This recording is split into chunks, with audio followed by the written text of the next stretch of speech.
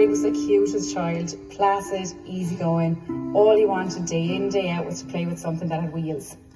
And it seemed the world also wanted him to focus on what he loved the best.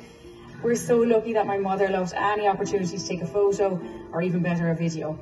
And we have copious amounts of footage of us as kids, particularly with our neighbours, the Powers, who are really our extended family. Craig was happiest when he was tearing around in whatever would allow him to enjoy the fastest speed.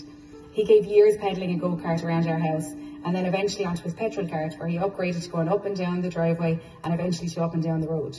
He gravitated towards anyone who smelled of oil and had an early love for our neighbour John, who fixed cars in his garage. This love became hilariously apparent when my mum went to collect him from play school one day around Valentine's Day, and all the little boys and girls arrived out with their handmade hearts for their mammies. The teacher quickly pulled my mother aside to say, "Jackie, I'm so sorry, but Craig insisted on dedicating this one to John Purcell."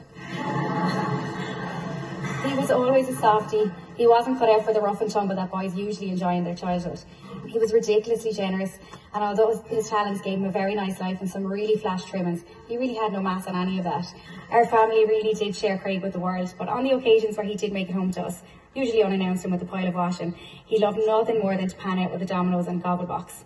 Most of you know Craig really wasn't grateful of much during his school days, but a pairing with Bobo on day one was probably the best education they could have given him. The past few days have given us an insight into a whole other world Craig discovered when he finally found the place he belonged within his motorsport family.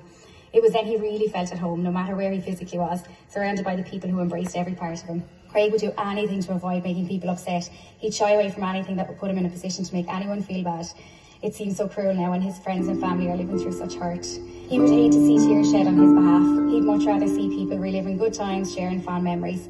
Craig is lucky enough to have had 1 in a million story where he will live on through his legacy, so please keep his spirit alive for all of us. His school yearbook send-off quote was that he wanted to make people proud. Well, Craigie, I can safely say, mission accomplished.